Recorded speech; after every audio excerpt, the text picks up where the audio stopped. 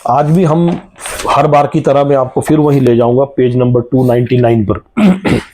299 पर जब भगवान ने क्वेश्चन नहीं पूछे, भगवान ने एक ऐसी चीज बोली थी 7वें अध्याय के लास्ट में, जिसके बाद अर्जुन के मन में जिज्ञासा उत्पन्न हुई थी। ये प्रश्न अब आज ही है ये टाइम जो मैं आपको इतना पीछे तक ले जा रहा हूं, क्योंकि इसके बाद अर्जुन के अगले सवाल आज फिर आ जाएंगे, है ना। 5, 7, 10 सवाल अर्जुन आज और दागने वाला है।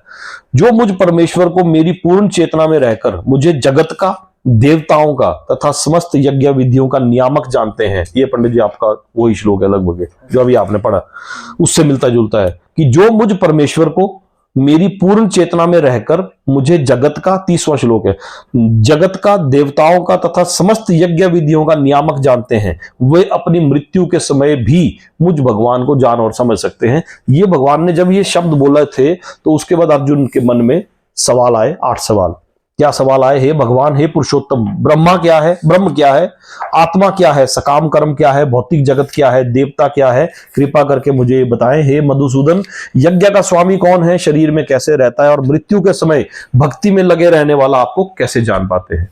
ये 8 सवाल अर्जुन ने पूछे थे और इन्हीं 8 सवालों के जवाब में हमने 8वां अध्याय लगभग पूरा किया और 9वां अध्याय लगभग पूरा किया। और ये 9वां अध्याय पूरा करते करते करते करते जब हम 9वें अध्याय के आखिरी में पहुंचे, लास्ट श्लोक में भगवान ने 9वें अध्याय के आखिरी में बोला था, पेज नंबर 363 पे, 363 पे, अपने मन को मेरे नित्य चिंतन में लगाओ। यहां भगवान कंक्लूडिंग स्टेज पे आ रहे थे कि अपने मन को मेरे नित्य चिंतन में लगाओ, मेरे भक्त बनो, मुझे नमस्कार करो और मेरी ही पूजा करो। इस प्रकार, देख लो कोई है तो नहीं, आपको आवाज लग रहा है।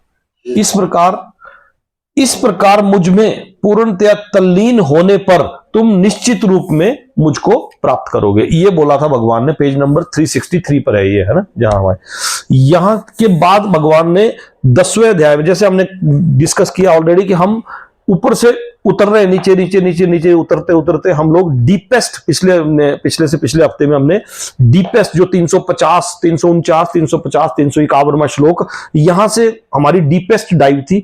इसके बाद ऐसा नहीं होता कि एकदम आप यहां से एकदम जंप कर जाओगे ऊपर, कुछ देर अब आप नीचे तल पे रहोगे। तो इस समय अभी हम तल पे है, ठीक है। यहां के बाद आपकी जर्नी, जैसे ऊपर से आप उतरे एकदम, ऐसा तो नहीं है कि एकदम ही आप जंप मार जाओगे, तो कुछ देर आप तल के ऊपर, अभी इस समय अब जो 10वें अध्याय में अभी हम हैं, 10वें अध्याय के मिड तक हम अंत में उसमें रहेंगे। और आज हम एक चतुर्श्लोकी भगवद गीता के बारे में भी जानेंगे।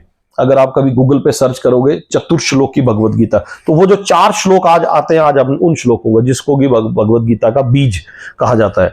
खैर, मैं एक बार 4 श्लोक जो हमने पिछली बार किए थे 5, उनको रिपीट करूंगा। श्री भगवान ने कहा, हे महाबाहु अर्जुन, और आगे सुनो, क्योंकि तुम मेरे प्रिय सखा हो, मेरे प्रिय मित्र हो, अतः मैं तुम्हारे लाभ के लिए ऐसा ज्ञान प्रदान करूंगा जो अभी तक मेरे द्वारा बताए गए ज्ञान से श्रेष्ठ होगा। इसके जरूर वीडियो देखना आपने, है ना विक्रम, वीडियो देखना और किताब निकाल कर देखना, है ना, साथ साथ। जैसे जैसे ना तो देवतागण मेरी उत्पत्ति या ऐश्वर्य को जानते हैं और ना ही महर्षिगण ही जानते हैं, क्योंकि मैं सभी प्रकार के देवताओं और महर्षियों का भी कारण स्वरूप यानी कि उद्गम हूं, उनको भी पैदा करने वाला मैं ही हूं। जो मुझे अजन्मा, अनादि, समस्त लोकों के स्वामी के रूप में जानता है, मनुष्यों में केवल वही मोह रहित और समस्त पापों से मुक्त होता है। यह हमने पिछले हफ्ते के 30वें श्लोक में यहां तक जाना था।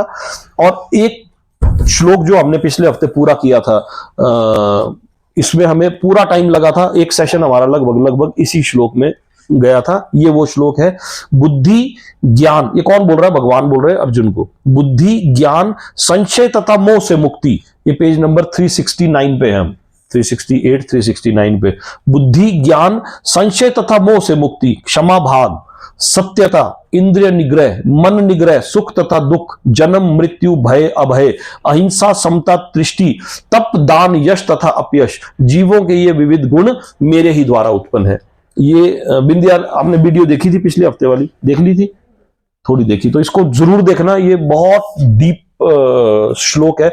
और वीडियो जो भी देखना आपने, ऐसी कोशिश करना कि हम जैसे पोस्चर में बैठ के यहां पर सामने किताब रख के, वीडियो को आपको देखने की जरूरत नहीं है, उसको आप चाहे मोबाइल को साइड रखो, वो सिर्फ सुनो, पढ़ो यहां से। उसमें देखना क्या है आपने, उसमें देखोगे तो आपका ध्यान इधर उधर भटक सकता है, बल्कि वीडियो लगा दो, आप साइड में लगा दो, कान में लगा दो, लेकिन किताब में जब हम बोलते हैं कि साथ साथ पढ़ो तो इस पढ़ो। ये श्लोक बहुत ज्यादा इंपॉर्टेंट है, इसकी और ज्यादा डिटेल व्याख्या 13वें अध्याय, 14वें अध्याय, 15वें अध्याय में, इसके बाद और ज्यादा डिटेल में।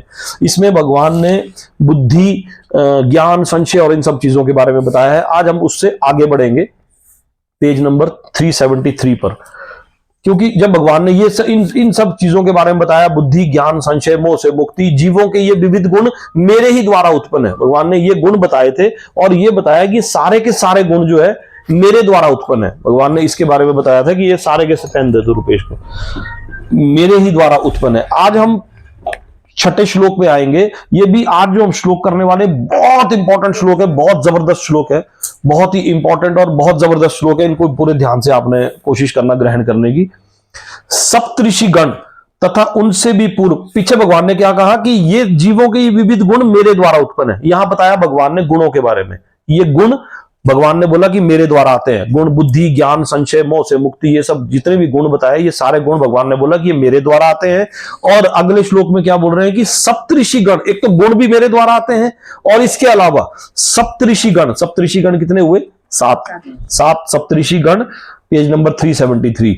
और तथा उनसे भी पूर्व 4 अन्य महर्षिगण, यानी कि सप्तऋषिगण और 4 अन्य महर्षिगण, जिसको सनक, सनंदन, सनातन और संत कुमार, ये 4 महर्षिगण है। ये भगवान ने उत्पन्न किए सबसे पहले अपनी अंतरंगा शक्ति से। सबसे पहले सप्तऋषिगण, उसके बाद 4 अन्य महर्षिगण और सारे मनु।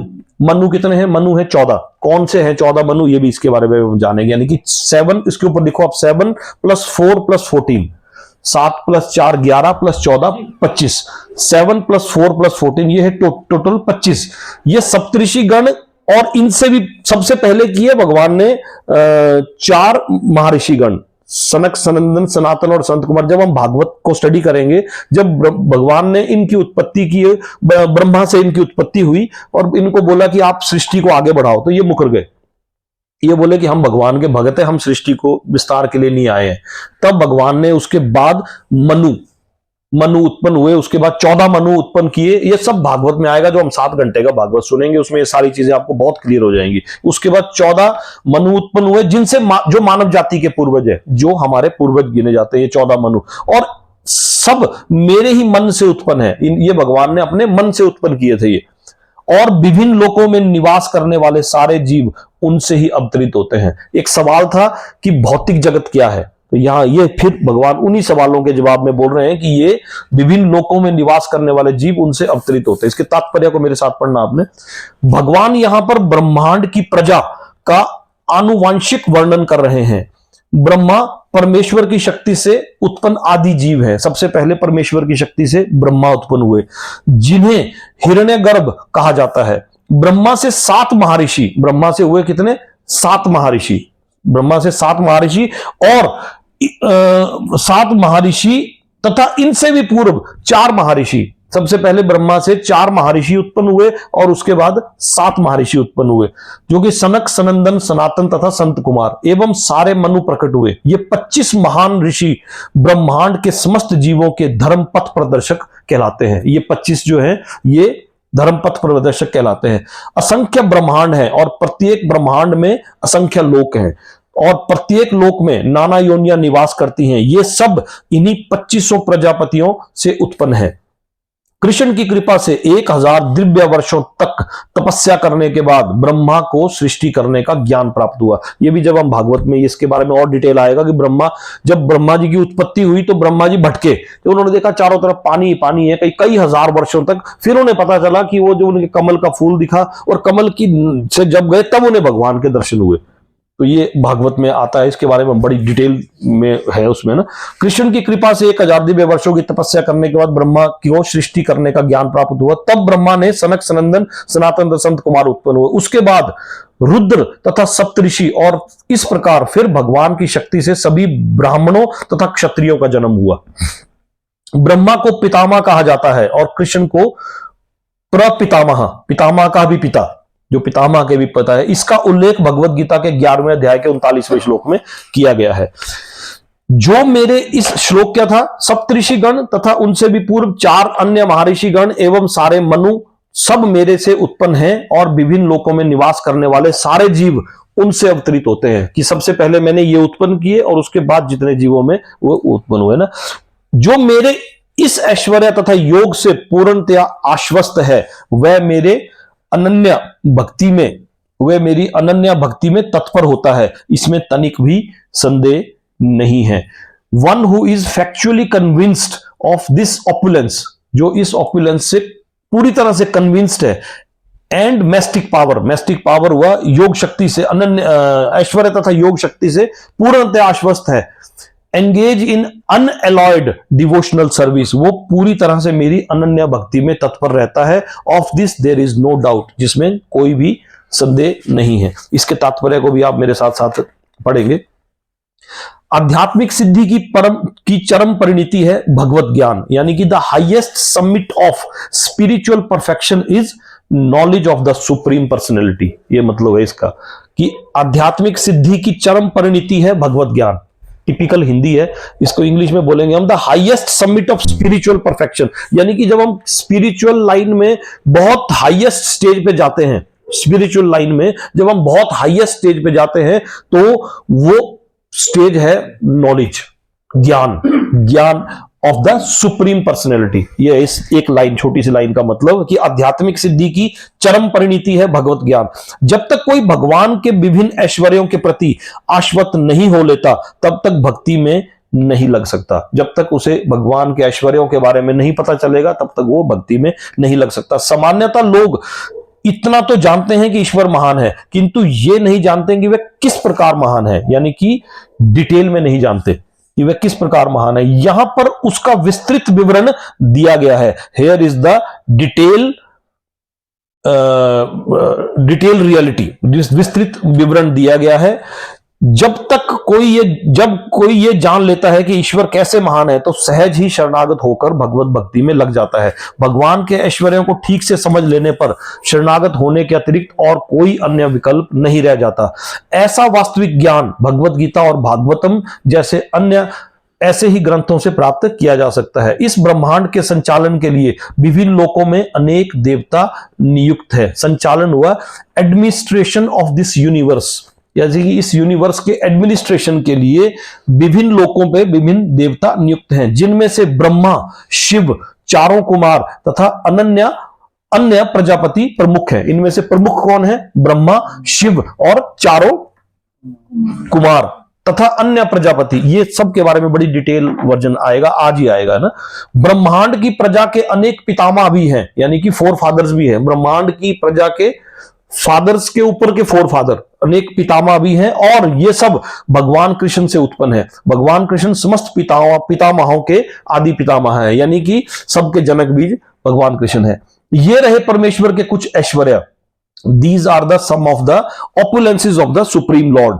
जब मनुष्य को इन पर अटूट विश्वास हो जाता है, तो वह अनंत श्रद्धा समेत तथा संशय रहित होके, यानी कि विद ग्रेट फेथ और विदाउट डाउट, अनंत श्रद्धा समेत यानी कि होता है ग्रेट फेथ के साथ, पूरे विश्वास के साथ, और विदाउट एनी डाउट, और संशय रहित, विदाउट एनी डाउट होकर कृष्ण को स्वीकार करता है और भक्ति करता है। भगवान की प्रेमा भक्ति में रुचि बढ़ाने के लिए ही इस विशिष्ट ज्ञान की आवश्यकता है। कृष्ण की महानता को समझने की उपेक्षा भाव ना बरते, यानी कि नॉट निग्लेक्ट टू अंडरस्टैंड, महानता को समझने में उपेक्षा भावना बरते, मतलब नॉट निग्लेक्ट टू अंडरस्टैंड, क्योंकि कृष्ण की महानता को जानने पर ही एकनिष्ठ होकर भक्ति की जा सकती है, यानी कि सिंसियर डिवोशनल सर्विस कृष्ण को जानने के बाद ही की जा सकती है। तो हम जो ये कोशिश कर रहे हैं, भगवान कृष्ण की ऐश्वर्यों को जानने की कोशिश कर रहे हैं, क्योंकि अभी अर्जुन के सवाल आएंगे, आज अर्जुन के सवाल आने वाले हैं।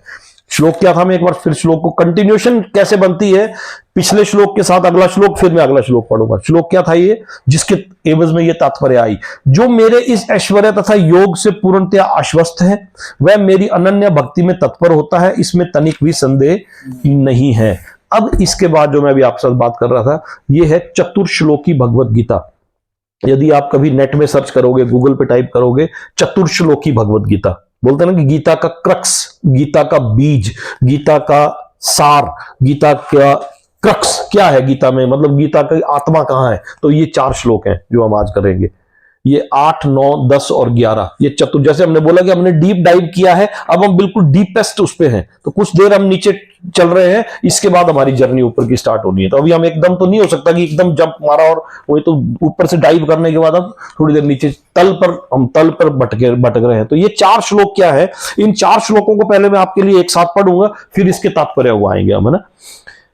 4 श्लोकों में पहला श्लोक, मैं समस्त आध्यात्मिक तथा भौतिक जगतों का कारण हूं। नेट में सर्च करके देखना घर जाके ना, मैं समस्त आध्यात्मिक तथा भौतिक जगतों का कारण हूं। प्रत्येक वस्तु मुझसे ही उद्भूत है। जो बुद्धिमान ये भली भांति जानते हैं वे मेरी प्रेमा भक्ति में लगते हैं तथा हृदय में मेरी पूजा में तत्पर रहते हैं। यानी कि इस श्लोक का मतलब है कि भगवान का स्थान क्या है।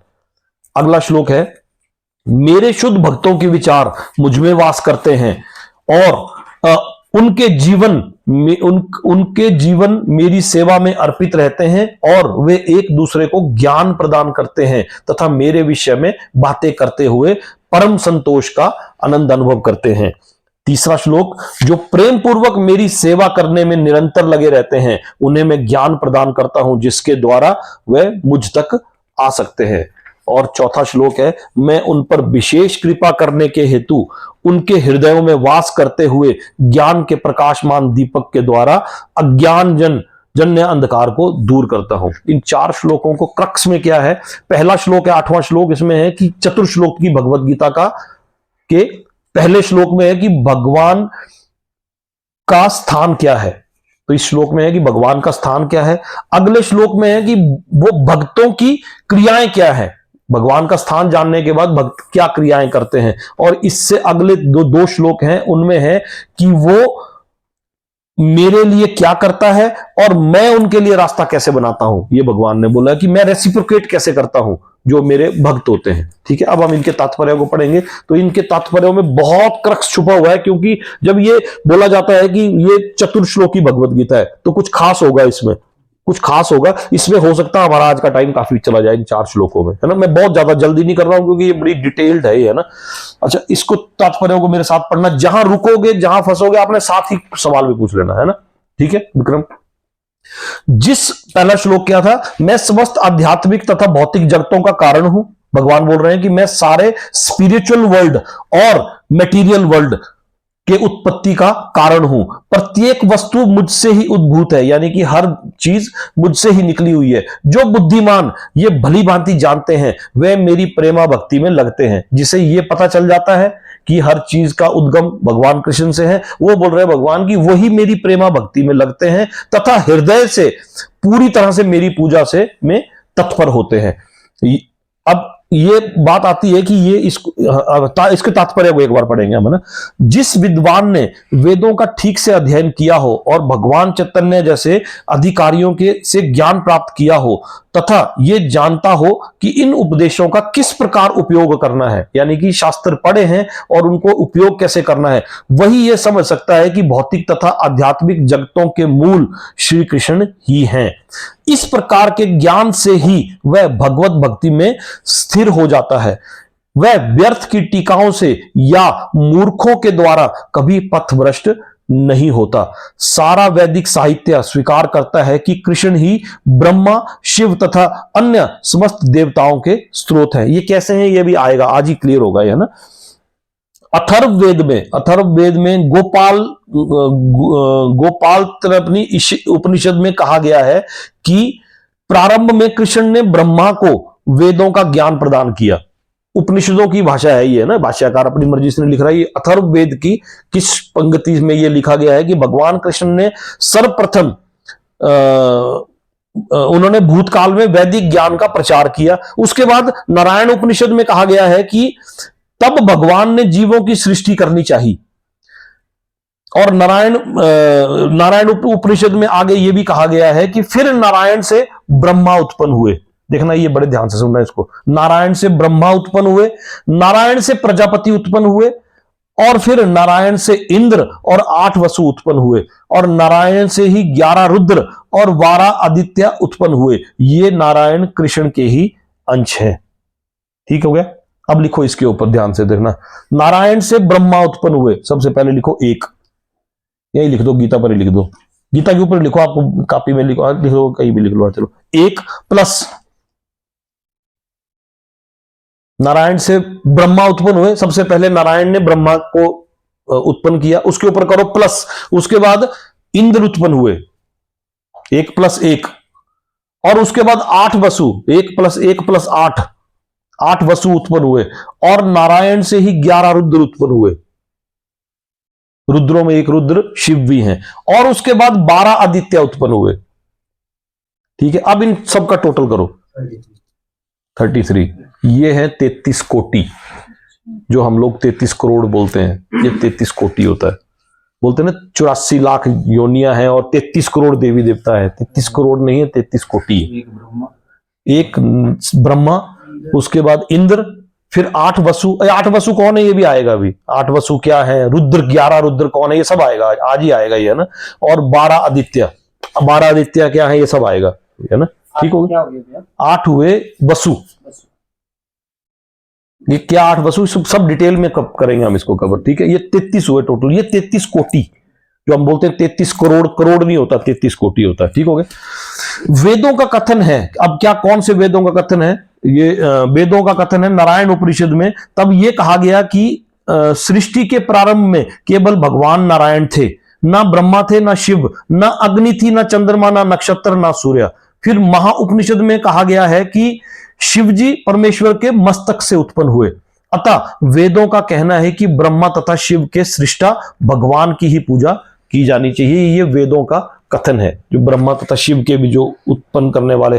फिर मोक्ष धर्म में कृष्ण कहते हैं, मोक्ष धर्म भी होगा कुछ, है ना, मोक्ष धर्म में कृष्ण कहते हैं कि मैंने ही प्रजापतियों को, शिव तथा अन्यों को उत्पन्न किया, किंतु वे मेरी माया से मोहित होने के कारण ये नहीं जानते। और ये माया क्या है, इसमें आदमी कैसे मोहित होता है, जब हम प्रकृति के 3 गुण गीता में पढ़ेंगे तो उसमें यह आएगा कि माया, भगवान की माया से लोग मोहित कैसे होते हैं, सतोगुण, रजोगुण और तमोगुण। कुछ लोग सतोगुण से मोहित होते हैं, कुछ रजोगुण से मोहित होते हैं, कुछ तमोगुण से मोहित होते हैं। तो इसकी डिटेल में एक पूरा अध्याय है प्रकृति के 3 गुण। तो ये मेरी माया से ही मोहित होने के कारण नहीं जानते कि मैंने ही उन्हें उत्पन्न किया। ब्रह्म पुराण में भी ये कहा गया है कि नारायण भगवान है जिनसे ब्रह्मा उत्पन्न हुए और फिर ब्रह्मा से शिव उत्पन्न हुए। भगवान कृष्ण समस्त उत्पत्तियों के स्रोत हैं और वे सर्व कारण कहलाते हैं। वे स्वयं कहते हैं, क्योंकि सारी वस्तुएं मुझसे उत्पन्न है, अतः मैं सबों का मूल कारण हूं। सारी वस्तुएं मेरे अधीन है, मेरे ऊपर कोई भी नहीं, कृष्ण से बढ़कर कोई परम नियंता नहीं। ये वेदों का कथन है ना। जो व्यक्ति प्रमाणिक गुरु से या वैदिक साहित्य से इस प्रकार से कृष्ण को जान लेता है, वह अपनी सारी शक्ति कृष्ण भावनामृत में लगाता है और सचमुच विद्वान पुरुष बन जाता है। उसकी तुलना में अन्य सारे लोग जो कृष्ण को ठीक से नहीं जानते, मात्र मूर्ख सिद्ध होते हैं। केवल मूर्ख ही कृष्ण को सामान्य व्यक्ति समझेगा।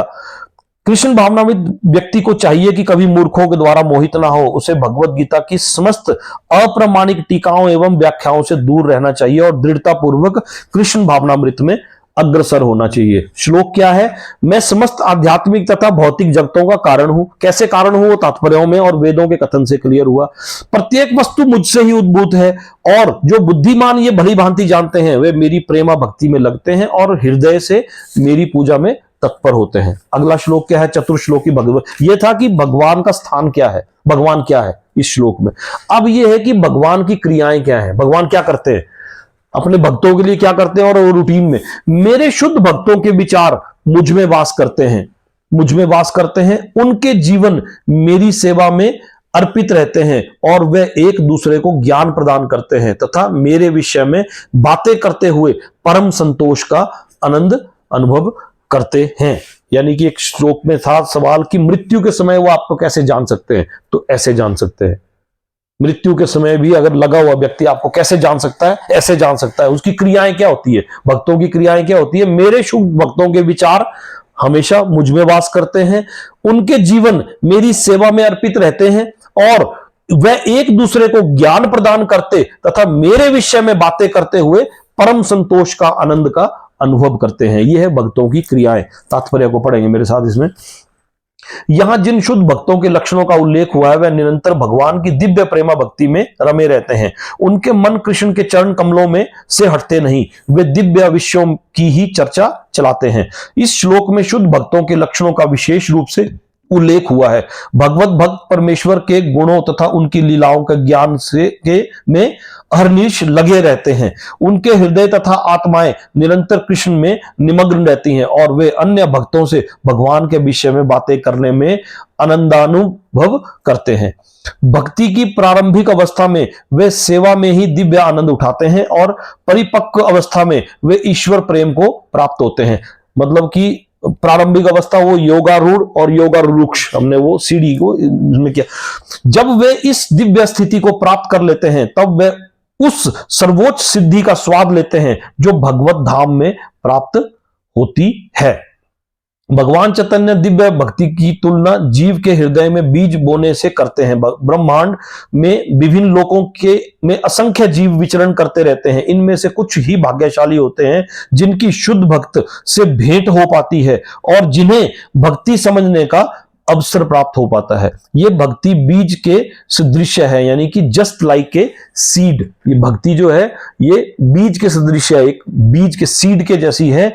यदि इसे जीव के हृदय में बो दिया जाए और जीव हरे कृष्ण मंत्र का श्रवण तथा कीर्तन करता रहे तो बीज अंकुरित होता है। पहले तो ये भक्ति का बीज, फिर उसके बाद बीज अंकुरित होता है। जिस प्रकार की नियमतः सींचते रहने से वृक्ष का बीज फलता है, भक्ति रूपी आध्यात्मिक पौधा क्रमशः बढ़ता रहता है और जब तक ये ब्रह्मांड के आवरण को भेद कर ब्रह्म ज्योति में प्रवेश नहीं कर जाता, ब्रह्म ज्योति में भी ये पौधा तब तक बढ़ता जाता है जब तक उस उच्चतम लोक को नहीं प्राप्त कर लेता जिससे गोलोक, वृंदावन या कृष्ण का परम धाम कहते हैं।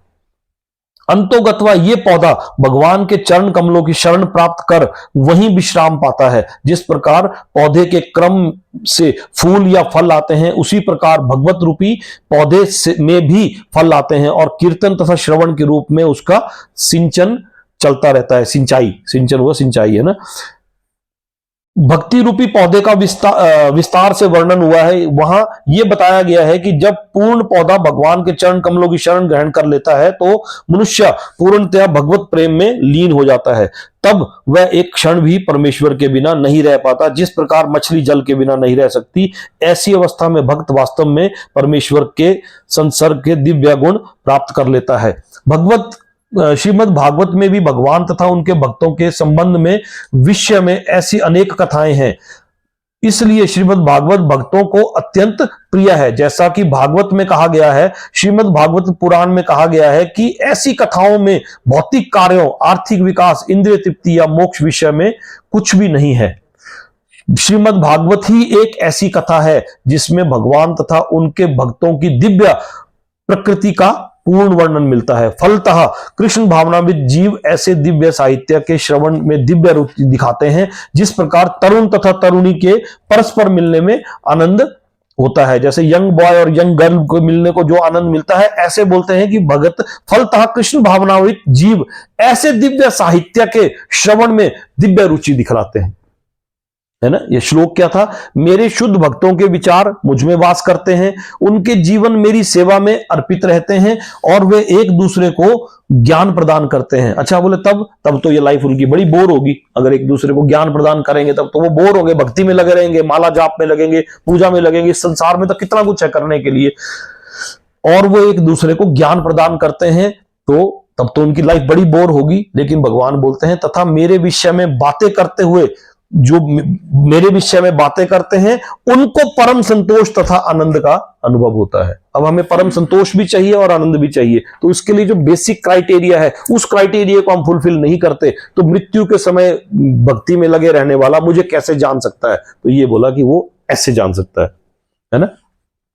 जो प्रेम पूर्वक, अगला श्लोक, जो प्रेम पूर्वक मेरी सेवा में निरंतर लगे रहते हैं उन्हें मैं क्या करता हूं? ज्ञान प्रदान करता हूं, जिसके द्वारा वे मुझ तक आ सकते हैं। अब भगवत धाम का रास्ता खोल रहे हैं भगवान कि कैसे भगवत धाम में पहुंचा जाएगा। तो जो मेरी शुद्ध भक्ति में लगे रहते हैं उनके लिए मैं कैसे रेसिप्रोकेट करता हूं, इस श्लोक में कि भगवान मैं बोल रहा कि मैं उनके लिए कैसे रास्ता बनाता हूं और उनको मैं रेसिप्रोकेट कैसे करता हूं। अब जिसने अपनी लाइफ बोर कर दी, मेरे लिए टाइम लगा दिया, ये कर दिया, भगवान बोल रहे उनके लिए मैं क्या करता हूं, जो प्रेम पूर्वक मेरी सेवा में निरंतर लगे रहते हैं उन्हें मैं ज्ञान प्रदान करता हूं। वो क्या करते हैं भगवान आके उनको कुछ चमत्कार नहीं करते, भगवान बोलते हैं कि मैं उन्हें तदामि बुद्धि योगम, क्या है, एक ऐसा श्लोक है कि मैं उन्हें बुद्धि योग प्रदान करता हूं, बुद्धि योग जिससे वो ज्ञान प्रदान करते हैं, जिनसे वो उन्हें ज्ञान प्रदान करता हूं जिसके द्वारा वह मुझ तक आ सकते हैं, ये उनके लिए रास्ता निकलता है। तात्पर्य को पढ़ेंगे हम। इस श्लोक में बुद्धि योगम शब्द अत्यंत महत्वपूर्ण है। श्लोक की दूसरी लाइन में है बुद्धि योगम, अत्यंत महत्वपूर्ण है। हमें स्मरण हो कि द्वितीय अध्याय में भगवान ने अर्जुन को उपदेश देते हुए कहा था कि मैं तुम्हें अनेक विषयों के बारे में बता चुका हूं और अब मैं तुम्हें बुद्धि योग की शिक्षा दूंगा। किसमें कहा था दूसरे अध्याय में, है याद कुछ? दूसरे अध्याय का आप निकालो श्लोक 52, 52 और 53 में क्या लिखा है, पेज नंबर 106। जब तुम्हारी बुद्धि मोह रूपी सघन वन को पार कर जाएगी, पेज नंबर 106 श्लोक 52। जब तुम्हारी बुद्धि, और यहां देखो मैं बड़ी मजे की बात बताऊंगा, यहां पर मैंने कांटा मारा था, यहां क्रॉस मारा था, यहां भी क्रॉस मारा था, यहां भी क्रॉस मारा था, यहां भी क्रॉस मारा था। क्यों क्रॉस मारा था? क्योंकि ये मैंने बोला था आपको कि मैं आपको बाद में बताऊंगा। ये देखो 1 2 ये कांटे मारे देखो मैंने, कि इसके तात्पर्य मैंने आपको पढ़ के सुनाए नहीं थे, मैंने बोला था ये बाद में सुनाऊंगा। कुछ एक श्लोकों में बोलता हूं बाद में बताऊंगा, है ना। तो ये भी उन श्लोकों में से थे। ये वो दिन था जिस दिन हम लोग ज्योतिसर गए थे और उसके बाद यहां मैं पहुंचा हुआ था, फिर वो याद आया वो कि सवाल था कि ये क्या कैसे समझाओ। तो ये वो श्लोक है जहां भगवान बोलते हैं कि मैंने पीछे भी, जब तुम्हारी बुद्धि मोह रूपी वन को, सघन वन को पार कर जाएगी और तब तुम सुने हुए तथा सुनने योग्य सबके प्रति अनयमनस्क हो जाओगे। जब तुम्हारा मन वेदों की अलंकारमयी भाषा से विचलित ना हो और वह आत्म साक्षात्कार की समाधि में स्थिर हो जाए, तब तुम्हें दिव्य चेतना प्राप्त हो जाएगी। कैसे होगी दिव्य चेतना? भगवान क्या बोल रहे हैं कि जो प्रेम पूर्वक मेरी सेवा करने में लगे रहते हैं मैं उन्हें ज्ञान प्रदान करता हूं। कैसे करता हूं ज्ञान प्रदान? जब तुम्हारी बुद्धि मोह रूपी सघन वन को पार कर जाएगी, मेरी सेवा में लगे हैं, तब क्या होगा कि तुम्हारी बुद्धि मोह रूपी, ये जो मोह माया का जाल है, इस सघन वन, घने जंगल से, इस वन से पार निकल जाएगी और तब तुम जो अब तक सुन रखा है और जो सच में सुनने योग्य है, तब तुम सुने हुए और सुनने योग्य, जो तुम आज तक सही मानते रहे और जो एक्चुअल में सही है, सुनने योग्य सबके प्रति अन्यमनस्क हो जाओगे, यानी कि तुम्हें डिफरेंशिएट करना आ जाएगा। जब तुम्हारा मन वेदों की अलंकारमयी भाषा से विचलित ना हो, एक कहते हैं विचलित हो और एक विचलित ना हो, और वह आत्म साक्षात्कार की समाधि में स्थिर हो जाए। वेदों की अलंकारमयी भाषा का मतलब हुआ कि कहीं यज्ञ हवन चल रहा है और आप उस तरफ को आप अट्रैक्ट नहीं हुए। ये मैंने उस दिन आपको डिटेल में बताया नहीं था, या भगवान यहां जाके बोल रहे चतुर्श्लोकी भगवत गीता में, फिर से इन्हीं श्लोकों का रेफरेंस है कि जब वो वेदों की अलंकारमयी भाषा में तुम विचलित ना हो और तुम्हारा मन वह आत्म साक्षात्कार की समाधि में स्थिर हो जाए, कि सेल्फ रियलाइजेशन, ज्ञान के द्वारा सेल्फ रियलाइजेशन कि मैं कौन हूं, क्यों आया हूं इस धरती लोक पर, मेरा क्या अस्तित्व है और मुझे क्या करना है। जब तुम्हें वो सही की पहचान हो जाएगी तब तुम्हें दिव्य चेतना प्राप्त हो जाएगी। ये बोला है दूसरे अध्याय के 52 और 53 नंबर श्लोक में। तो यहां तात्पर्य में हम थे कि इस श्लोक में बुद्धि योगम शब्द अत्यंत महत्वपूर्ण है। हमें स्मरण हो कि द्वितीय अध्याय में भगवान ने अर्जुन को उपदेश देते हुए कहा था कि मैं अनेक विषयों के बारे में बता चुका हूं और अब मैं तुम्हें बुद्धि योग की शिक्षा दूंगा। अब उसी बुद्धि योग की व्याख्या की जा रही है। बुद्धि योग कृष्ण भावनामृत में रहकर कार्य करने को कहते हैं और यही उत्तम विधि है, उत्तम बुद्धि है। बुद्धि का अर्थ है बुद्धि और योग का अर्थ है यौगिक गतिविधियों अथवा यौगिक उन्नति। जब कोई भगवत धाम को जाना चाहता है और भक्ति में वह कृष्ण भावनामृत को ग्रहण कर लेता है तो उसका यह कार्य बुद्धि योग कहलाता है। दूसरे शब्दों में बुद्धि योग वह विधि है जिससे मनुष्य भवबंधन से छूटना चाहता है। उन्नति करने का चरम लक्ष्य कृष्ण प्राप्ति है, लोग इसे नहीं जानते। अतः भक्तों तथा प्रामाणिक गुरु की संगति आवश्यक है। मनुष्य को ज्ञात होना चाहिए कि कृष्ण ही लक्ष्य है, और जब लक्ष्य निर्दिष्ट है तो पथ पर मंद गति से प्रगति करने पर भी अंतिम लक्ष्य प्राप्त हो जाता है।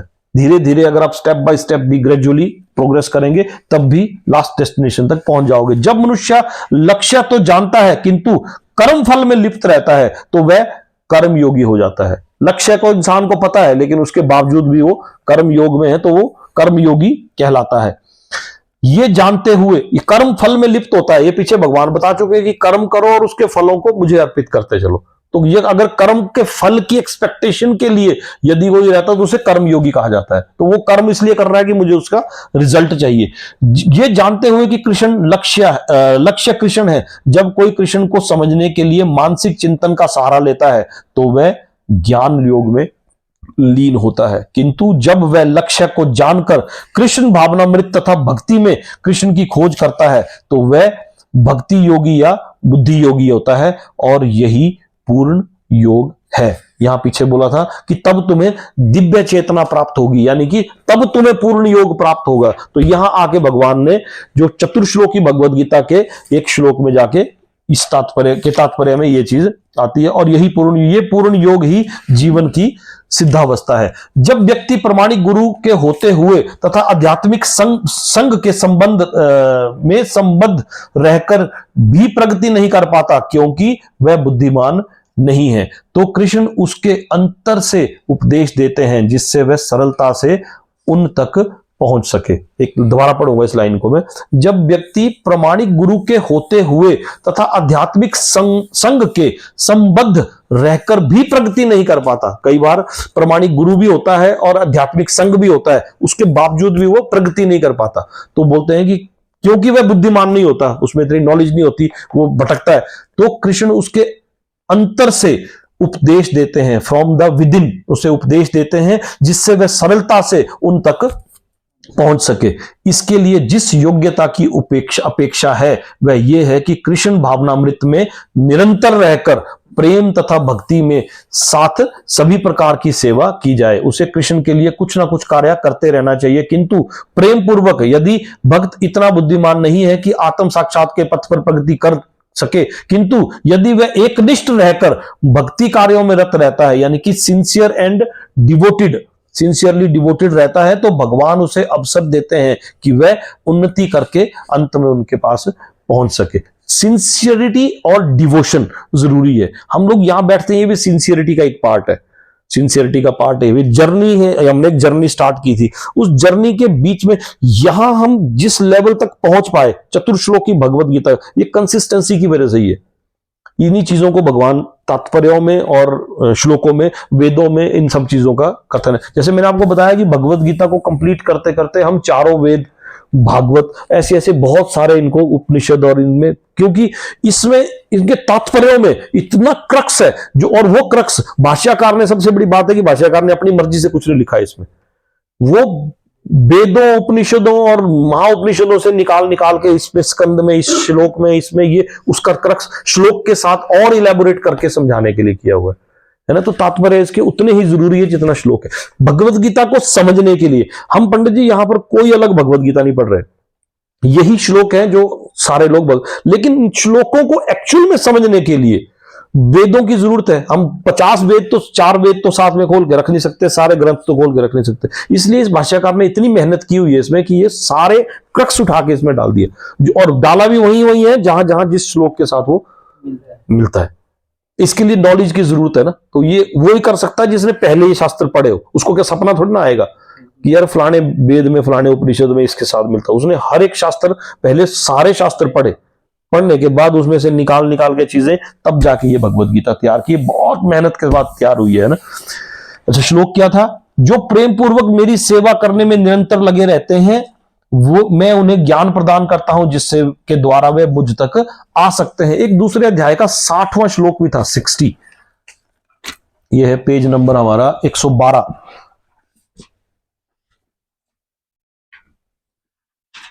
जो मेरी निरंतर सेवा में लगे रहते हैं, अर्जुन उपदेश देते हैं कि उन्हें विषयों में मैं बता चुका हूं और मैं बुद्धि योग की शिक्षा देता हूं। और एक 60वें और 61वें श्लोक में क्या था, 60वां श्लोक क्या था, इसमें भगवान बोलते हैं इंद्रियों के बारे में बताया है इसमें 60वें श्लोक में। हे अर्जुन, पेज नंबर 112 है, हे अर्जुन, इंद्रियां इतनी प्रबल तथा वेगवान है कि वो उस विवेकी पुरुष के मन को भी बलपूर्वक हर लेती है जो उन्हें वश में करने का प्रयत्न करता है।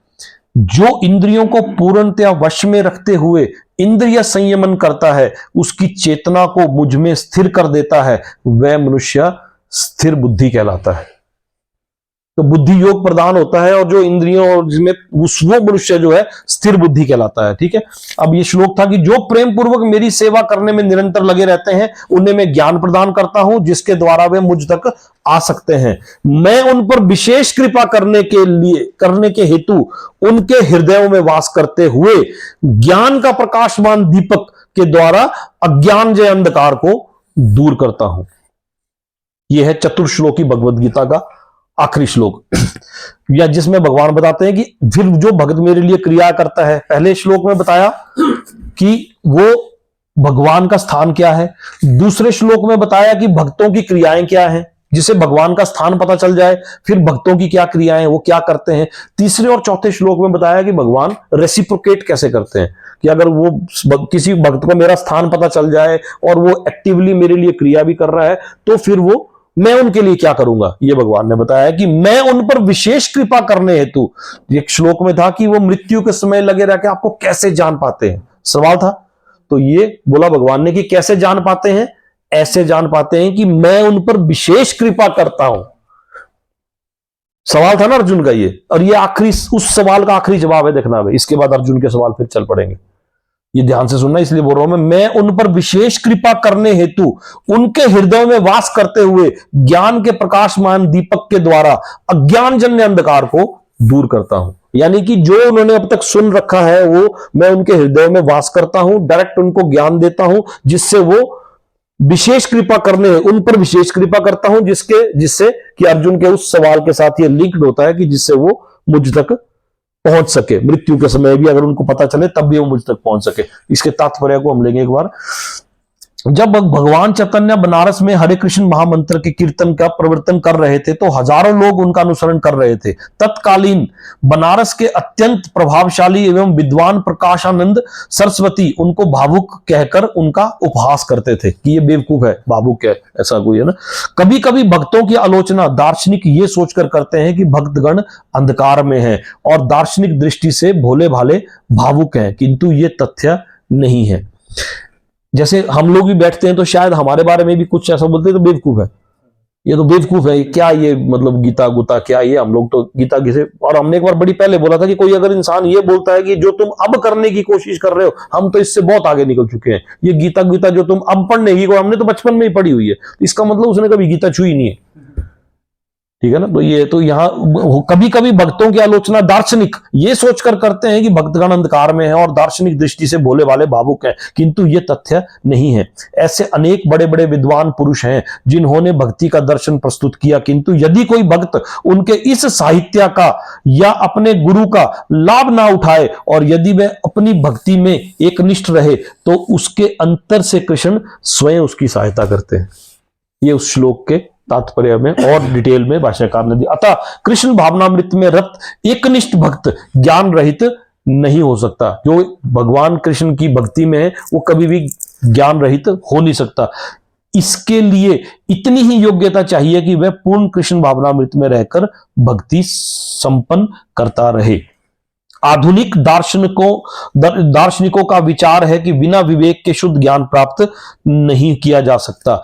उनके लिए भगवान का उत्तर है कि जो लोग शुद्ध भक्ति में रत हैं भले ही वे पर्याप्त शिक्षित ना हो, बड़े इंटेलिजेंट होना जरूरी नहीं है, तथा वैदिक नियमों से पूर्णतया अवगत ना हो, कोई जरूरत नहीं आपको वैदिक नियमों का बड़ा अवगत जानकारी होना जरूरी नहीं है, किंतु भगवान उनकी सहायता करते ही हैं, जैसा कि इस श्लोक में बताया गया है। क्या बताया श्लोक में? मैं उन पर विशेष कृपा करने हेतु उनके हृदयों में वास करते हुए उनके मन में प्रकाशमान दीपक के द्वारा ज्ञानजन अंधकार को दूर करता हूं। तात्पर्य में आगे चले बढ़ेंगे। भगवान अर्जुन को बताते हैं कि मात्र चिंतन से परम सत्य भगवान को समझ पाना असंभव है, क्योंकि भगवान इतने महान हैं कि कोरे मानसिक प्रयास से उन्हें ना तो जाना जा सकता है ना ही प्राप्त किया जा सकता है। मानसिक चिंतन से नहीं, उसके लिए ज्ञान की आवश्यकता भी है। सिर्फ चिंतन अकेले से नहीं काम चलेगा, ज्ञान की पता भी तो हो कि हम किसका चिंतन कर रहे हैं। वो नॉलेज कहां से मिलेगी हमें? वो शास्त्रों से मिलती है, ग्रंथों से मिलती है, वेदों से मिलेगी, उपनिषदों से मिलेगी। तो यहां पर हमारे पास सबका सार है जो हम ये कर रहे हैं ना।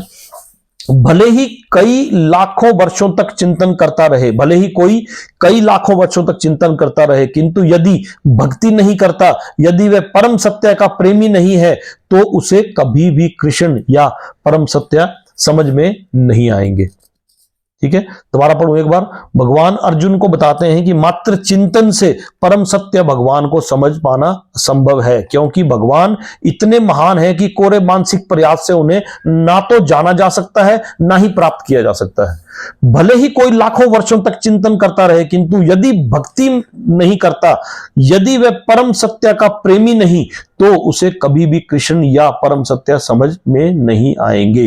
परम सत्य कृष्ण केवल भक्ति से प्रसन्न होते हैं और अपनी अचिंत्य शक्ति से वह शुद्ध भक्त के हृदय में स्वयं प्रकट हो सकते हैं। शुद्ध भक्त के हृदय में तो कृष्ण निरंतर रहते हैं और कृष्ण की उपस्थिति सूर्य के समान है, जिसके द्वारा अज्ञान का अंधकार तुरंत दूर हो जाता है। शुद्ध भक्त पर भगवान की यही विशेष कृपा है। करोड़ों जन्मों के भौतिक संसर्ग के कल्मश के कारण मनुष्य का हृदय भौतिकता के मल धूलि से आच्छादित हो जाता है, किंतु जब मनुष्य भक्ति में लगता है और निरंतर हरे कृष्ण का जप करता है, तो ये मल तुरंत दूर हो जाता है और उसे शुद्ध ज्ञान प्राप्त होता है। परम लक्ष्य विष्णु को इसी जप तथा भक्ति में प्राप्त किया जा सकता है, अन्य किसी प्रकार के मनोधर्म या तर्क द्वारा नहीं। शुद्ध भक्त जीवन की भौतिक आवश्यकताओं के लिए चिंता नहीं करता, ना तो उसे कोई और चिंता करने की आवश्यकता है, क्योंकि हृदय से अंधकार हट जाने पर भक्त की प्रेमा भक्ति से प्रसन्न होकर भगवान स्वतः सब कुछ प्रदान करते हैं। यही भगवत गीता का उपदेश सार है। चतुर्श्लोक की भगवत गीता के आखिरी श्लोक की आखिरी दो लाइनें कि यही भगवत गीता का उपदेश सार है। भगवत गीता का अध्ययन से मनुष्य भगवान के शरणागत होकर शुद्ध भक्ति में लग जाता है। जैसे ही भगवान अपने ऊपर भार ले लेते हैं, मनुष्य सारे भौतिक प्रयासों से मुक्त हो जाता है। 4 श्लोक क्या है? इसके बाद अर्जुन के सवाल आएंगे धड़ाधड़, देखना। 8वां श्लोक है, मैं समस्त आध्यात्मिक तथा भौतिक जगतों का कारण हूं, प्रत्येक वस्तु मुझसे ही उद्भूत है। जो बुद्धिमान ये भली भांति जानते हैं, वे मेरी प्रेमा भक्ति में लगते हैं और हृदय से मेरी पूजा में तत्पर होते हैं। ये पेज नंबर 374 पे है और 373-76 पे आएगा। मेरे शुद्ध भक्तों के विचार मुझ में वास करते हैं और उनके जीवन मेरी सेवा में अर्पित रहते हैं, और वे एक दूसरे को ज्ञान प्रदान करने हेतु तथा मेरे विषय में बातें करते हुए परम संतोष का आनंद अनुभव करते हैं, जिससे कि वो मृत्यु के समय मुझ तक पहुंच सकते हैं। अर्जुन का सवाल था, जो प्रेम पूर्वक मेरी सेवा में निरंतर लगे रहते हैं, कि ये भी भक्तों की क्रियाएं क्या है, भक्त क्या है, देवता क्या है, ये सब अर्जुन के सवाल थे। तो ये प्रेम पूर्वक मेरी सेवा में निरंतर लगे रहते हैं, उन्हें मैं ज्ञान प्रदान करता हूं। क्या करता हूं? उनके लिए ज्ञान प्रदान करता हूं, जिसके द्वारा वे मुझ तक आ सकते हैं। मृत्यु के समय आपको याद करने वाला आप तक कैसे पहुंच सकता है? तो भगवान बोलते हैं कि मैं उनको ज्ञान प्रदान करता हूं। तदाम बुद्धि योगम पद कुछ ऐसा है इसका, ददामी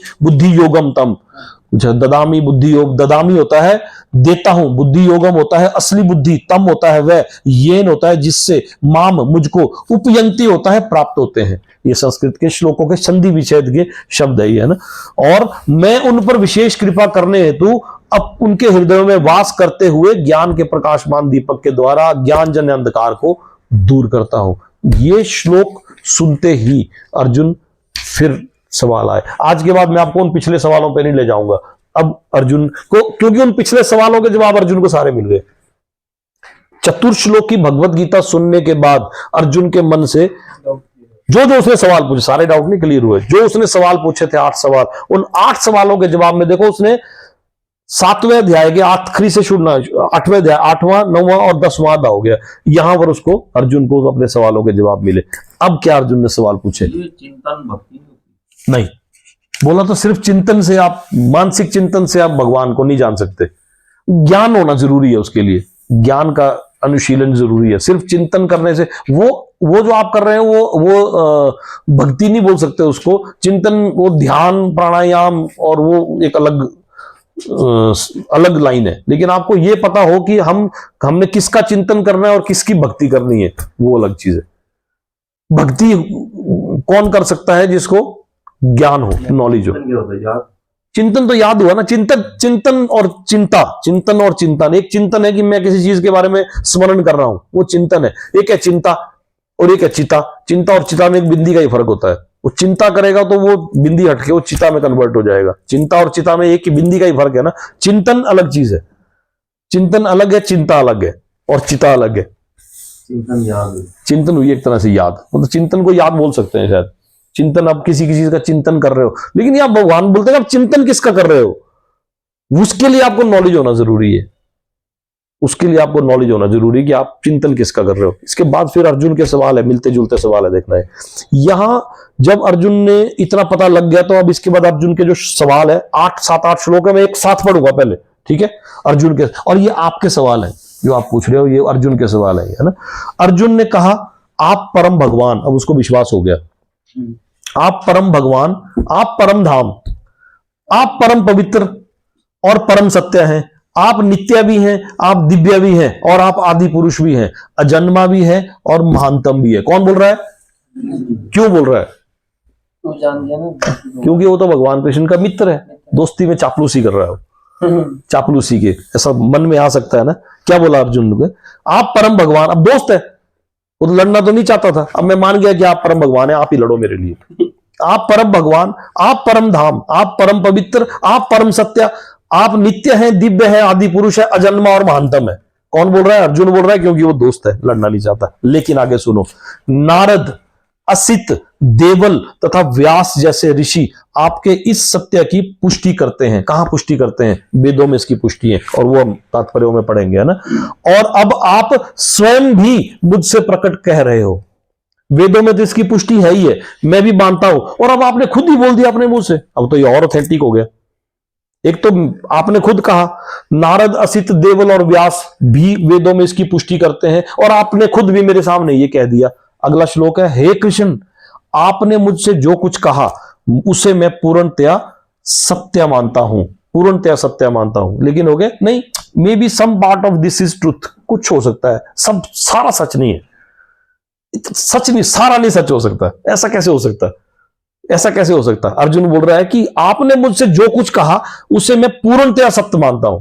ऐसा नहीं है कि मेरे को डाउट है, मैं पूर्णतः, अर्जुन तो पूरी तरह से सरेंडर कर गया, पूर्णतः सत्य माना। हे प्रभु, ना तो देवतागण ना असुरगण ही आपके स्वरूप को समझ सकते हैं, मैं ये भी मान गया।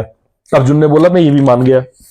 हे परम पुरुष, हे सबके उद्गम, कि आप सबके उद्गम है, विष्णु उद्गम है। हे समस्त प्राणियों के स्वामी, यानी कि ब्रह्मा। सबसे पहले बोला कि आप सबके उद्गम है, यानी कि आप विष्णु हो। आप सब प्राणियों के स्वामी हो, यानी कि आप ब्रह्मा हो। और आप हे देवों के देव, देवों के देव कौन है? महादेव, कि आप शिव भी हो। हे ब्रह्मांड के प्रभु, निसंदेह आप ही अपने को अपनी अंतरंगा शक्ति से जानने वाले हैं। कोई डाउट नहीं है इसमें कि आप अपने आप को तो अपनी अंतरंगा शक्ति से जानते ही हो। कृपा करके विस्तार पूर्वक, अभी वो सेटिस्फाई नहीं हुआ, अभी वो डाउट रह गया उसके मन में कुछ। कृपा करके विस्तार पूर्वक मुझे अपने उन दैवीय ऐश्वर्यों को बताएं, दैवीय ऐश्वर्यों को। कि अभी तक तो आप मेरे लिए तो दोस्त हो, हम इकट्ठे सोते हैं, इकट्ठे खेलते हैं बचपन से, मैं कैसे मानूं कि आप भगवान हो? बोल तो दिया आपने, नारद, असित, देवल ने भी पुष्टि की, लेकिन मैं कैसे मानूं? कृपा करके विस्तार पूर्वक मुझे उन दैवी ऐश्वर्यों को बताएं जिनके द्वारा आप इन समस्त लोकों में व्याप्त हैं। ब्रह्मांड के सहित कई लोक हैं, अब मेरे को उन ऐश्वर्यों के बारे में बताएं जिसके द्वारा आप इसमें व्याप्त हैं। आप तो बोलते हैं कि मैं सबके अंदर हूं, किसके अंदर है? अर्जुन ने बड़ा डिप्लोमेटिक जैसा सवाल है, ऐसा भी नहीं बोला कि मेरे को डाउट है कि आप भगवान है, लेकिन उसने ऐसा डिप्लोमेटिक सवाल पूछा है। और इस श्लोकों को पढ़ोगे, आगे सुनो। हे कृष्ण, हे परम योगी, अब पहले भगवान बोल दिया, अब योगी बोल दिया। हे कृष्ण, हे परम योगी, मैं किस तरह आपका निरंतर चिंतन करूं? अब मैं ब्रह्मा रूप में करूं आपका चिंतन, विष्णु रूप में करूं, महेश रूप में करूं, देवताओं के रूप में करूं, देवी के रूप में करूं। हे कृष्ण, हे परम योगी, मैं आपका किस तरह से निरंतर चिंतन करूं और आपको कैसे जानूं। इतना जानने के बाद भी बोला कि आपको कैसे जानूं, कैसे जानूं। हे भगवान, आपका स्मरण किन किन रूपों में किया जाए। सवाल है ना, आ रहे मन में सवाल, अब किस रूप में किया जाए, तो ये भी श्रेष्ठ वो भी श्रेष्ठ। हे जनार्दन, आप पुनः विस्तार से अपने ऐश्वर्य तथा योग शक्ति का वर्णन करें। पीछे तो भगवान ने बोल दिया कि मैंने अपने ऐश्वर्य और योग शक्ति का वर्णन करें। हे योगी, परम योगी, अब पुनः से अपने ऐश्वर्यों और योग शक्ति का वर्णन करें। मैं आपके विषय में सुनकर कभी तृप्त नहीं होता। यहां 2 बटर के बीच में ब्रेड लगा दिया। सवाल, 2 ब्रेड्स के बीच में बटर लगा दिया कि मैं आपके विषय में सुनकर तृप्त नहीं हो रहा हूं, इसलिए जानना चाह रहा हूं। अदरवाइज उसके मन में शायद कुछ डाउट्स है। ये तो मेरे साथ खेलता है, अगर ऐसा भगवान होता तो मेरे को क्यों बोलता लड़ भी, खुद सुदर्शन चक्र से मार देता सबको। ये ऐसे ऐसे डाउट है, लेकिन वो क्लियरली बोल नहीं पा रहा क्योंकि उसने एक रूप उसका समझ लिया रथ पर बैठे बैठे। अब वो डायरेक्टली नहीं बोल पा रहा था। क्या बोलता है, हे जनार्दन, आप पुनः यानी कि फिर से विस्तार से अपने ऐश्वर्य तथा योग शक्ति का वर्णन करें। मैं आपके विषय में सुनकर कभी तृप्त नहीं होता। अब वो दोबारा से क्यों पूछना चाह रहा, तेरे को बोल तो दिया। नहीं, इसलिए पूछना चाह रहा हूं कि मैं तृप्त नहीं हो रहा हूं, मेरे को और उत्सुकता रह गई। उत्सुकता उसकी कुछ और थी। मैं तृप्त नहीं होता हूं क्योंकि जितना ही आपके विषय में सुनता हूं उतना ही आपके शब्द अमृत को चखना चाहता हूं। कहीं ना कहीं ये डाउट हमारे मन में भी है। कितना कुछ तो भगवान ने बोल दिया, ये बोल दिया, हम कैसे माने। यहां तो भगवान बोल रहे कि मैं ही हूं, मेरे अलावा और कोई नहीं है, सबसे सर्वश्रेष्ठ मैं ही हूं, हम कैसे माने। तो यही सवाल अर्जुन के मन में भी थे। ठीक है, ये सवाल, इन सवालों के जवाब में भगवान ने दोबारा से इसके अर्जुन के डाउट को क्लियर करना शुरू किया। यह है अध्याय भगवान का ऐश्वर्य। इसमें भगवान अपने ऐश्वर्यों के बारे में बताते हैं। ठीक है, अभी जो टाइम तो हो गया मेरे ख्याल से, तो अगर आप बोलेंगे तो मैं करूंगा इसको, नहीं तो इसको हम बंद करते हैं। है ये तात्पर्य पढ़ने वाले ही हैं, पढ़ू। ठीक है, अर्जुन ने कहा, वापिस आ जाओ उसी श्लोक पे, 12 और 13 नंबर श्लोक है, 380 नंबर पेज है ना। अर्जुन ने कहा, आप परम भगवान, परम धाम, परम पवित्र, परम सत्य, आप नित्य, दिव्य, आदि पुरुष, अजन्मा तथा महानतम है। नारद, असित, देवल तथा व्यास, ये चारों महर्षि हुए हैं। जैसे ऋषि आपके इस सत्य की पुष्टि करते हैं और अब आप स्वयं भी मुझसे ये प्रकट कर रहे हो। तात्पर्य पढ़ो इसका। इन 2 श्लोकों में भगवान का आधुनिक दार्शनिक को अवसर प्रदान करते हैं, क्योंकि यहां यह स्पष्ट है कि परमेश्वर जीवात्मा से भिन्न है।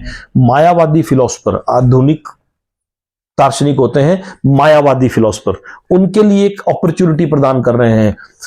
इस अध्याय के 4 महत्वपूर्ण श्लोकों को सुनकर, चतुर्श्लोकी भगवत गीता को सुनकर, इस अध्याय के 4 महत्वपूर्ण श्लोकों को सुनकर अर्जुन की सारी शंकाएं जाती रही और उसने कृष्ण को भगवान स्वीकार कर लिया। यहां उसने कृष्ण को भगवान कहकर संबोधित किया, हे भगवान। उसने तुरंत ही उद्घोष किया, बोल्डली डिक्लेयर्ड। उद्घोष होता है बोल्डली, मतलब उसने तुरंत ही डिक्लेयर किया कि आप परम ब्रह्म है। मैं मान गया कि आप परम ब्रह्म है। इसके पूर्व कृष्ण कह चुके हैं कि प्रत्येक वस्तु तथा प्रत्येक प्राणी के आदि कारण है। प्रत्येक देवता तथा प्रत्येक मनुष्य उन पर आश्रित है, ये कृष्ण कह चुके हैं। वे अज्ञानवश अपने को भगवान के परम स्वतंत्र मानते हैं। ऐसा अज्ञान भक्ति करने से पूरी तरह मिट जाता है। भगवान ने पिछले श्लोक में इसकी पूरी व्याख्या की है। अब भगवत कृपा से अर्जुन उन्हें परम सत्य रूप में स्वीकार कर रहा है, जो वैदिक आदेशों में सर्वथा अनुरूप है। ऐसा नहीं है कि परम सखा होने के कारण अर्जुन कृष्ण की चाटुकारी करते हुए उन्हें परम सत्य भगवान कह रहा है। ऐसा नहीं है कि परम सखा होने के कारण अर्जुन कृष्ण की चाटुकारी करते हुए उन्हें परम सत्य भगवान कह रहा है। इन 2 श्लोकों में अर्जुन जो भी कहता है उसकी पुष्टि वैदिक साहित्य द्वारा होती है। वैदिक आदेश इसकी पुष्टि करते हैं कि जो कोई परमेश्वर की भक्ति करता है वही उन्हें समझ सकता है, अन्य कोई नहीं। इन श्लोकों में अर्जुन द्वारा कहे शब्द वैदिक आदेशों द्वारा पुष्ट होते हैं। केन उपनिषद में कहा गया है कि परम ब्रह्म प्रत्येक वस्तु के आश्रय है, और कृष्ण पहले ही कह चुके हैं कि सारी वस्तुएं उन्हीं पर आश्रित है। मुंडक उपनिषद में इसकी पुष्टि हुई है कि जिन परमेश्वर पर सब कुछ आश्रित है उन्हें उनके चिंतन में रत रहकर ही प्राप्त किया जा सकता है। कृष्ण का यह निरंतर चिंतन स्मरणम है। विक्रम, कृष्ण का यह निरंतर चिंतन स्मरणम है, स्मरण है, जो भक्ति की नव विधियों में से है। भक्ति, नवदा भक्ति की 9 विधियों में से एक है स्मरणम, भक्ति हुई। स्मरण जो है, अगर आप एक स्टेप है, नवदा भक्ति का एक स्टेप है। यदि आप सिर्फ स्मरण कर रहे हो, सोचे कि अब मैंने स्मरण कर लिया तो मैं भगवान को पहुंच गया, ज्ञान, स्मरण, ये चिंतन, ये सब नवदा भक्ति की सीढ़ियां है, और योग रूढ़ से योग रूढ़ तक पहुंचने के लिए सीढ़ी है, स्टेप्स है ना। भक्ति के द्वारा ही मनुष्य कृष्ण की स्थिति को समझ सकता है और इस भौतिक देह से छुटकारा पा सकता है। वेदों में परमेश्वर को परम पवित्र माना गया है। जो व्यक्ति कृष्ण को परम पवित्र मानता है वह समस्त पाप कर्मों से शुद्ध हो जाता है। भगवान की शरण में गए बिना पाप कर्मों से शुद्धि नहीं हो पाती। अर्जुन द्वारा कृष्ण को परम पवित्र मानना वेद सम्मत है। इसकी पुष्टि नारद आदि ऋषियों ने द्वारा भी हुई है। कृष्ण भगवान है और मनुष्य को चाहिए कि वह निरंतर उनका ध्यान करते हुए उनसे दिव्य संबंध स्थापित करे। वे परम अस्तित्व है, वे समस्त शारीरिक आवश्यकताओं तथा जन्म मरण से मुक्त हैं। इसकी पुष्टि अर्जुन ही नहीं अपितु सारे वेद, पुराण तथा इतिहास ग्रंथ करते हैं। सारे वैदिक साहित्य में कृष्ण का ऐसा वर्णन मिलता है और भगवान स्वयं भी 4 अध्याय में कहते हैं कि यद्यपि मैं अजन्मा हूं किंतु धर्म की स्थापना के लिए पृथ्वी पर प्रकट होता हूं। 4 अध्याय में क्या बोला था भगवान ने? कहां बोला था? 4 अध्याय के 7वें श्लोक में बोला था। क्या बोला था? पेज नंबर 167, 4 अध्याय के 7वें श्लोक में बोला था, हे भरतवंशी, जब भी और जहां भी धर्म का पतन होता है और अधर्म की प्रधानता होने लगती है तब तब मैं अवतार लेता हूं। यदा यदा ही धर्मस्य ग्लानिर्भवति भारतम। ये 4 अध्याय के 7वें श्लोक में बोला था कि जब भी किंतु धर्म की स्थापना के लिए इस पृथ्वी पर प्रकट होता हूं। वे परम पुरुष हैं। यहां परम पुरुष का शब्द भी आया था, पर उनका कोई कारण नहीं, क्योंकि वे समस्त कारणों के कारण है और सब कुछ उन्हीं से उद्भूत है। ऐसा पूर्ण ज्ञान केवल भगवत गीता से प्राप्त होता है। यहां पर अर्जुन कृष्ण की कृपा से अपने विचार व्यक्त करता है। यदि हम भगवत गीता को समझना चाहते हैं तो हमें इन 2 श्लोकों के कथनों को स्वीकार करना होगा। ये परंपरा प्रणाली कहलाती है, अर्थात गुरु परंपरा को मानना। परंपरा प्रणाली के बिना भगवत गीता को नहीं समझा जा सकता। ये तथाकथित विद्यालय शिक्षा द्वारा संभव नहीं है। दुर्भाग्यवश जिन्हें अपनी उच्च शिक्षा का घमंड है वे वैदिक साहित्य के इतने प्रमाणों के होते हुए भी अपने इस दुराग्रह पर अड़े रहते हैं। मतलब stick to their obstinate connection, इस दुराग्रह पर अड़े रहते हैं कि कृष्ण एक सामान्य व्यक्ति है ना। श्लोक क्या था? आप परम भगवान, परम धाम, परम पवित्र, परम सत्य, नित्य और देव, नारद देव असिद्धावल, हे कृष्ण, आपने मुझसे जो कुछ कहा उसे मैं पूर्णतया सत्य मानता हूं। हे प्रभु, ना तो देवतागण ना असुरगण ही आपके स्वरूप को समझ सकते हैं। इसमें तात्पर्य है, यहां पर अर्जुन इसकी पुष्टि करता है कि श्रद्धाहीन तथा आसुरी प्रकृति वाले लोग कृष्ण को नहीं समझ सकते। जब देवता गण तक उन्हें नहीं समझ पाते तो आधुनिक जगत के तथाकथित विद्वानों का तो क्या कहना। भगवत कृपा से अर्जुन समझ गया कि परम सत्य कृष्ण है और वे संपूर्ण है। अतः हमें अर्जुन के पथ का अनुसरण करना चाहिए। उसे भगवत गीता का प्रमाण प्राप्त था। जैसा कि भगवत गीता के 4 अध्याय में कहा गया है कि भगवत गीता को समझने की गुरु परंपरा का हास हो चुका था, गुरु परंपरा खत्म हो चुकी थी। अतः कृष्ण ने अर्जुन से उसकी पुनः स्थापना की, क्योंकि वे अर्जुन को अपना परम प्रिय सखा तथा भक्त समझते थे। अतः जैसा कि गीतोपनिषद की भूमिका में हमने कहा है कि भगवत गीता का ज्ञान परंपरा विधि से प्राप्त करना चाहिए। परंपरा विधि के लुप्त होने पर इसके सूत्रपात के लिए अर्जुन को चुना गया। हमें चाहिए कि अर्जुन का हम अनुसरण करें, जिसने कृष्ण की सारी बातें जान ली। तभी हम भगवत गीता के सार को समझ सकेंगे और तभी कृष्ण को भगवान रूप में जान सकेंगे। 4 अध्याय का पहला श्लोक पे निकालो आप। 4 अध्याय का पहला श्लोक था पेज नंबर 159 पे। श्री भगवान ने कहा, मैंने इस अमर योग विद्या का उपदेश सूर्यदेव विवस्वान को दिया और विवस्वान ने मनुष्यों के पिता मनु को दिया। या 14 मनु, मनुष्यों के पिता यानी कि 14 मनु। हम जितनी की हम प्रजाति है एक 14 है। 14 मनु आएगा, इसकी डिटेल वर्जन आएगा, एक एक मनु का नाम आएगा, कौन है 14 मनु। तो वो 14 मनु, विवस्वान ने मनुष्यों के पिता मनु को उपदेश दिया और मनु ने इसका उपदेश इक्ष्वाकु को दिया, इक्ष्वाकु को दिया। यहां इस प्रकार ये परम विज्ञान गुरु परंपरा द्वारा प्राप्त किया गया और राज ऋषियों ने पेज नंबर 161 पे इसी विधि से इसे समझा, किंतु काल क्रम में यह परंपरा छिन्न हो गई, अतः इस विज्ञान को यथा रूप में लुप्त हो गया लगता है। आज मेरे द्वारा वही प्राचीन योग यानी परमेश्वर के साथ अपने संबंध का विज्ञान तुमसे कहा जा रहा है, क्योंकि तुम मेरे भक्त तथा मित्र हो। बोल रहे ना, 2 बार क्यों बोल रहा है 2 श्लोकों में, क्योंकि तुम मेरे भक्त तथा मित्र हो इसलिए तुम्हें यह ज्ञान दिया जा रहा है, अतः तुम इस विज्ञान के दिव्य रहस्य को समझ सकते हो। फिर अर्जुन का सवाल था कि सूर्यदेव विवस्वान तो आपसे पहले हुए हैं, तो मैं कैसे मानूं कि आप, ये अर्जुन के मन में ये सवाल थे। तो ये इसके साथ कुछ बोलना चाह रहे पंडित जी आप? नहीं, मैं बोल रहा था ना, जिस टाइम भगवान ने ये बोला कि सूर्यदेव और विवस्वान इक्ष्वाकु को दिया, क्या इसमें बोला था भगवान की तुम भी वहां पर थे? उस समय थे, हाँ, लेकिन किसी रूप में थे। तो यहाँ बोला कि भगवान के भगत और मित्र भगवान के अंग संग रहते हैं। जैसे लक्ष्मण है, राम के साथ लक्ष्मण है, वो कौन से रूप है, जो कृष्ण के साथ बलराम है वो कौन रूप है, आपको पता, वो अंग संग रहते हैं जन्म जन्मांतरों तक। वो बार बार जब जब जन्म लेंगे तो वो उनके अपने साथ मित्र और भक्तों को अपने साथ लेके चलते हैं। इसलिए मैंने तो माध्यम बनाया, इसलिए तेरे को माध्यम बनाया, क्योंकि तुम मुझसे कभी ईर्ष्या नहीं करते। उस समय भी थे, क्योंकि तुम भूल गए। आज मैं तुम्हें ज्ञान दोबारा दे रहा हूं, क्योंकि तुम भूल गए। क्यों?